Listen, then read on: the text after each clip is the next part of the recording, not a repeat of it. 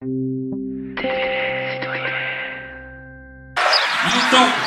3 mois, nous avons montré notre engagement sans faille pour l'hôpital public, pour le patient. Maintenant, ce qu'on aimerait, c'est que le gouvernement nous montre son engagement sans faille pour son personnel des hôpitaux.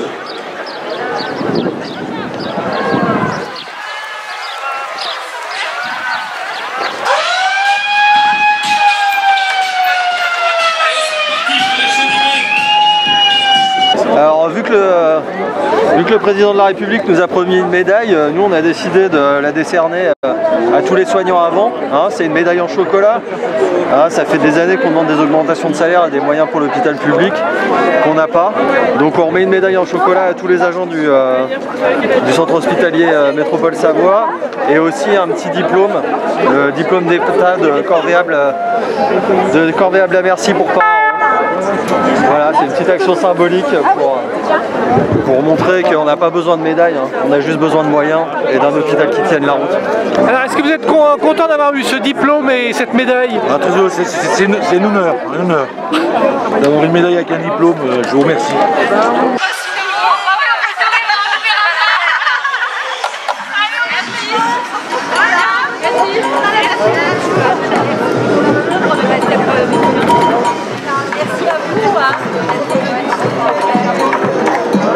Bon, moi c'est la première fois que je suis gréviste et j'avoue que je le fais parce qu'on a été applaudis pendant 2-3 mois et puis finalement on se rend compte que les gens nous oublient et qu'on est toujours mis de côté à un moment donné et puis voilà quoi. Donc il y a un moment, il y a un ras-le-bol. Pour les gens qui applaudissaient, et vous le sentez que c'est fini?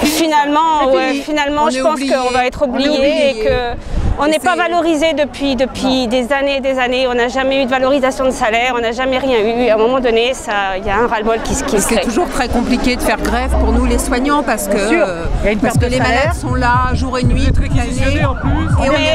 Mais même sans réquisition, en fait, on se doit toujours d'être là pour eux et puis bon. Voilà. Et on sera là pour eux. À un moment donné, aussi, il faut penser à nous.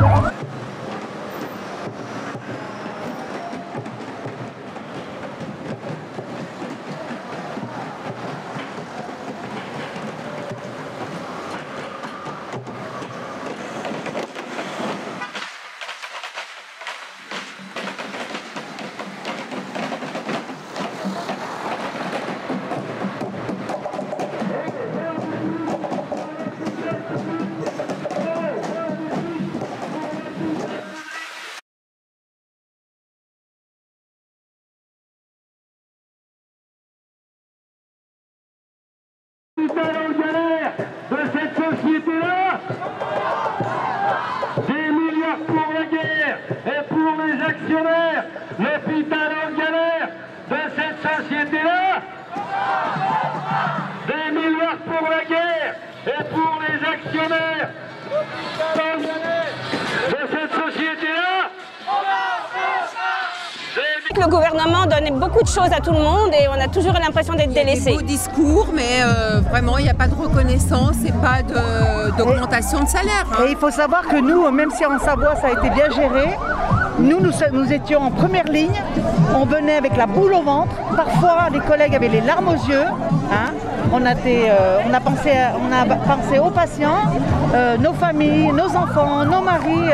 Le soir, quand on rentre, on a pris tout ce qui est les distanciations et tout ça. Mais je peux vous dire que c'était très difficile. Une prime compensatoire pour pas être dans l'illégalité. Alors vous comprenez bien que c'est pas juste de l'argent qu'on réclame. C'est aussi une valorisation pour qu'on puisse vivre dignement.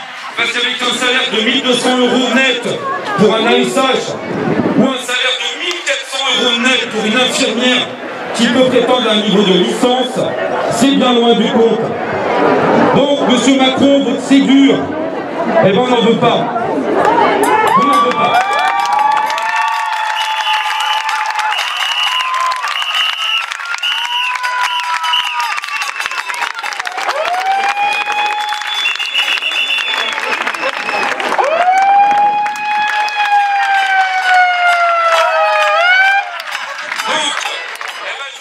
Moi, je suis interne en pédiatrie. pédiatrie. Donc actuellement je suis pas en grève, hein. Je me suis pas mis en grève, voilà, que ça soit bien clair, parce que du coup je suis dans mon service là et j'assure la permanence des soins. Alors les choses ont changé pendant la période Covid, qui était presque la période, je trouve, pendant laquelle on était le mieux lotis. Je parle pas des services qui ont dû gérer toute la réanimation, mais au sein de l'hôpital, parce qu'on avait l'impression enfin d'être entendu et enfin qu'on avait l'impression d'avoir les moyens nécessaires à la demande.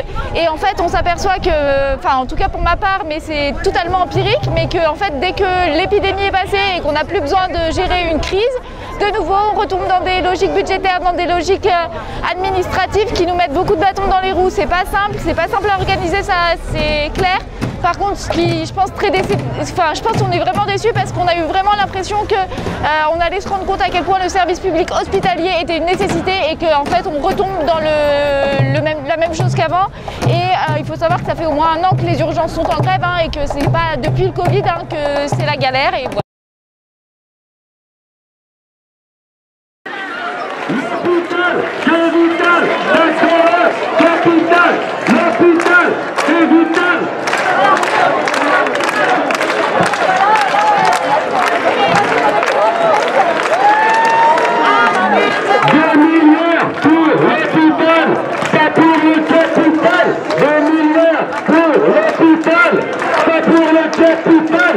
Oui, c'est important effectivement qu'on soit soutenu au quotidien, hein. On a été là pendant toute cette période et on est toujours là et on sera toujours là. Donc c'est important qu'on soit soutenu. Voilà. Il y a eu un grand mouvement de soutien, on va dire, par les applaudissements au balcon. Voilà, est-ce que ça va se perpétuer ou pas? Comment vous l'avez ressenti ça? Ça s'est vite arrêté, hein, donc c'est pour ça qu'on est là aujourd'hui aussi, on est là toujours, quoi. Hein, voilà, merci. Je voulais juste ajouter, le soutien au balcon c'est vraiment adorable, merci à tout le monde ceux qui l'ont fait. Par contre il faut bien que le gouvernement comprenne que c'est pas aux gens de nous soutenir, mais c'est à eux. Ce qu'on demande, c'est pas l'amour du peuple, on demande des moyens vraiment et pour soigner les gens.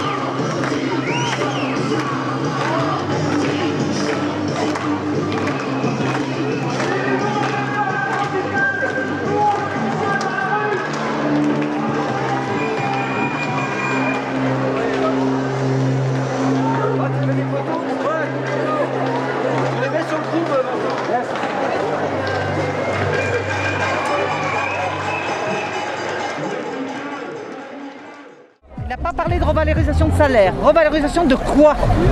De primes, ouais, non, mais ça, la prime, en fait, c'est, je veux dire, je suis désolée, c'est voilà, c'est bien. On le souhaite, en tout cas, une revalorisation et une augmentation, parce que on fait partie des pays, la France, le pays le moins payé sur, je crois, 27 ou 28 pays. Donc, je pense qu'il faut qu'on se bouge à un moment donné, quoi.